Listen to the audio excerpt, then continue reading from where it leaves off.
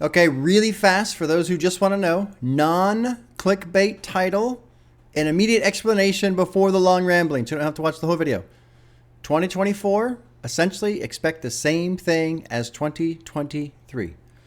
Probably one new album each month and working on the backlog of classic hip-hop albums. Probably going to do a little bit more than one new a month. You know, they figure 52 weeks in a year. That would be 12 new in a year. Maybe it's like 15 or 16 new albums in a month. But if you've been enjoying the channel, you're worried about what might change in 2024, nothing. Same thing. Expect the same thing.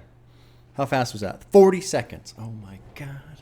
40 seconds. So there you go. For those of you who don't want to watch the whole video, that's the summary. Okay? Time to ramble on. Old man mode. Okay. Well, 2023 has been great. It's been great, you guys. It's been a lot of fun.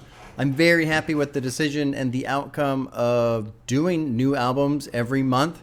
I think that was the right decision to make. I think it was good for the channel.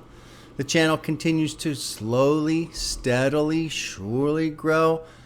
I've gotten to the point where I don't really care about views anymore. It's been a lot of fun focusing on music and suggestions that sound just the most interesting to me. Also trying to focus on chipping away on those classics. You know, there's still plenty more. I'm not going to read the list, but if when I go through my list, I easily have a full year of album reactions, especially when you start to factor in new albums as well. I'm not even going to start rambling off names, artists, album. No. Plenty more to get through. So if you've enjoyed the channel thus far, pretty much expect more of the same. Like I was saying, a couple more new ones maybe, perhaps. We'll see how the year goes. It is really nice having classics to pull from as a backlog if nothing new or interesting drops. And yeah, okay, I got some notes. Let's see. What do we got? So no changes, plenty of hip-hop. Sure. Oh, streaming. Okay. Streaming.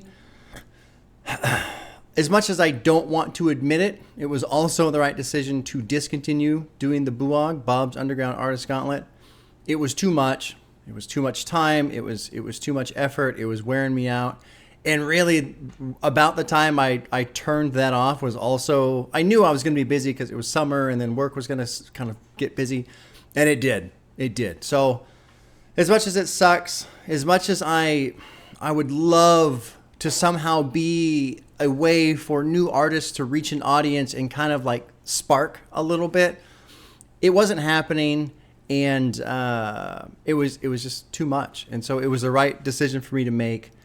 In terms of streaming, you know, I've done a couple streams now with singles, like picking 8 singles and then going through a bracket. And so kind of like a reaction combo with a bracket, which has been fun.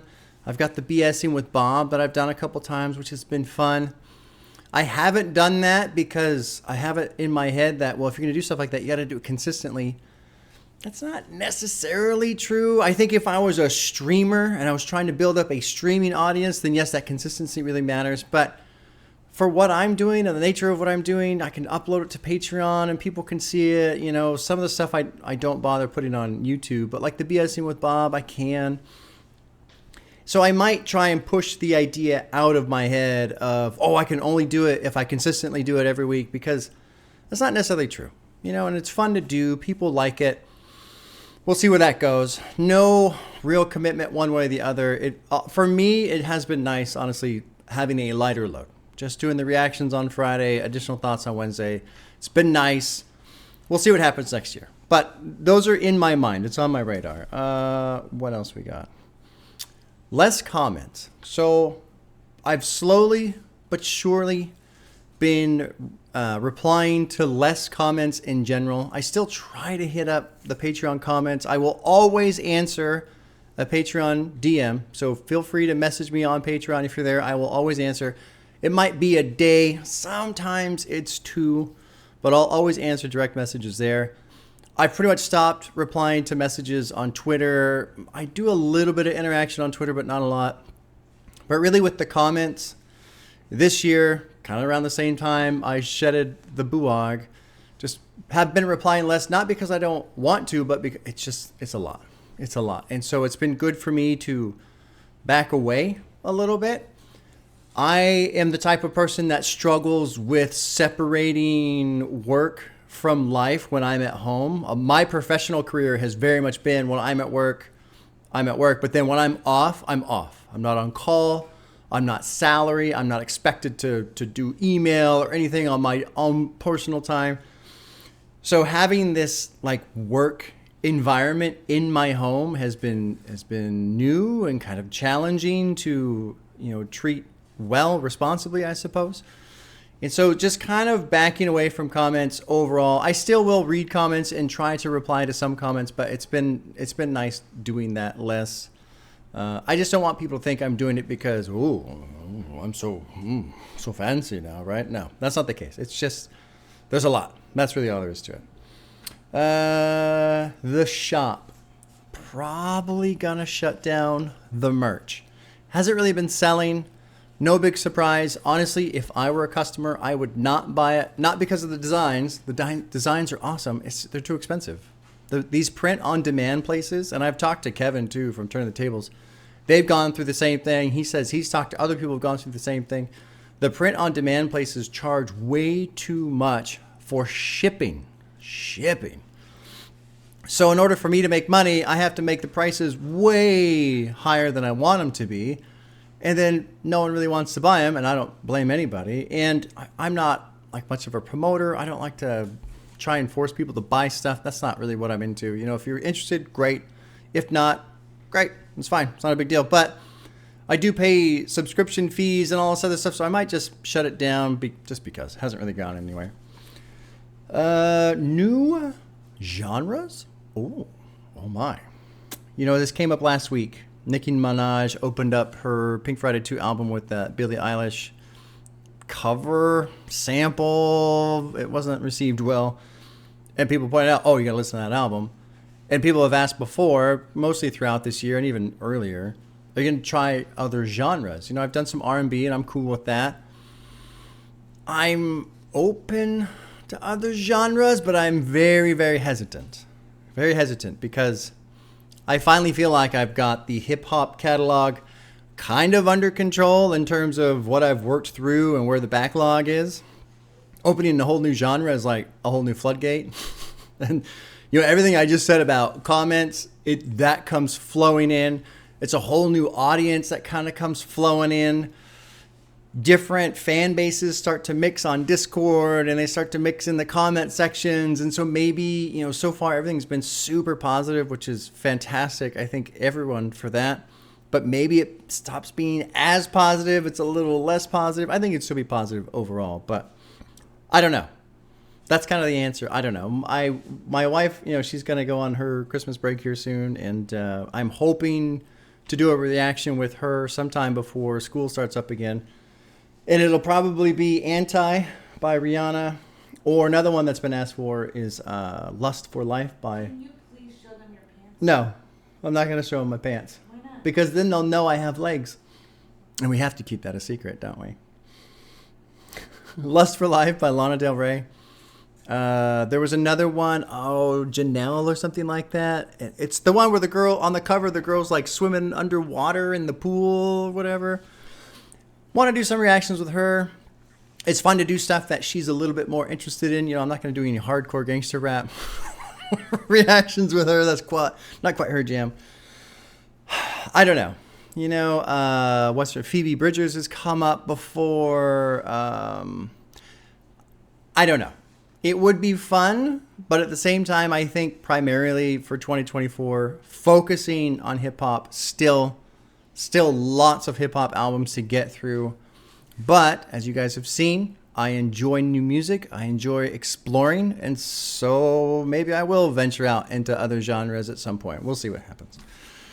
So I don't talk about my job very much. And I'm not going to here either, other than to say I am a federal employee.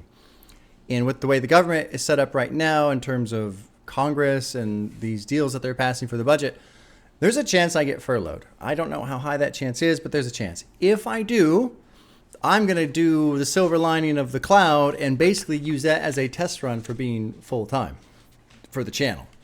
So if I get furloughed, you'll start seeing some new stuff maybe, or just more stuff in general. I don't know. That's an option.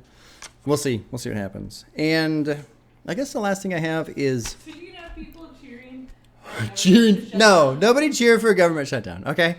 But if the government does shut down, maybe you can take, oh, hey, here's a plus side. Oh, hey, I'll get another Bob video or something.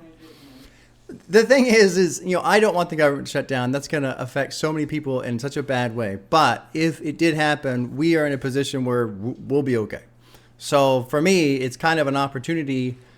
It would just be a neat opportunity of, okay, what would it be like to do YouTube full time? How does that work? What does it look like? What kind of content do I put out? So that's in the back of my mind.